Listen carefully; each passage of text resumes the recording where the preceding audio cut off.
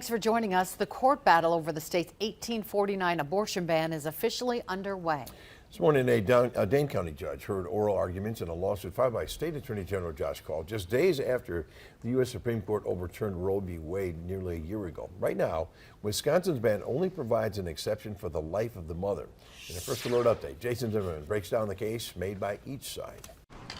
Wisconsin's 1849 abortion ban is now getting its first legal test as a Dane County judge takes up a lawsuit filed by the state attorney general, saying the ban conflicts with newer state abortion laws. Call has said this includes a less restrictive law from 1985, which only outlaws abortion if it's done after the point of fetal viability. The state of Wisconsin and women in the state of Wisconsin are not currently able to receive critical health care that they have had a constitutional right to receive for nearly half a century because of the very lack of clarity in the law. In order to be able to sue, the plaintiffs, including the AG, must show the judge how they've been harmed by the existing law.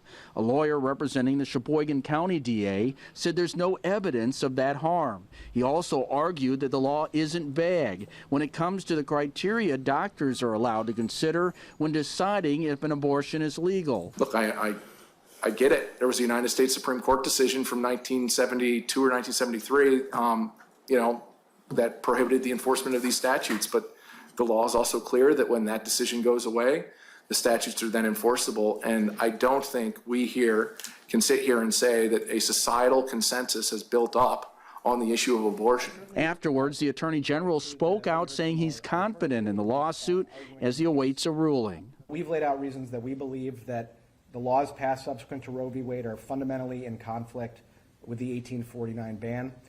Even if the 1849 ban is found to apply to cases involving consensual abortion. We're confident about those arguments, and ultimately we'll see what the judge rules. It may be that the citizens of the state of Wisconsin would be better served by a different statute, but that is not a decision for this court or these parties to make. It's a decision for our policymakers. The judge did not issue a ruling and gave no hint of a time frame for doing so. Newly elected state Supreme Court Justice Janet Protasewicz has indicated her support for abortion rights, and liberals will hold a majority on that court once she takes office in August. Reporting in Grand Chute, Jason Zimmerman, Action 2 News.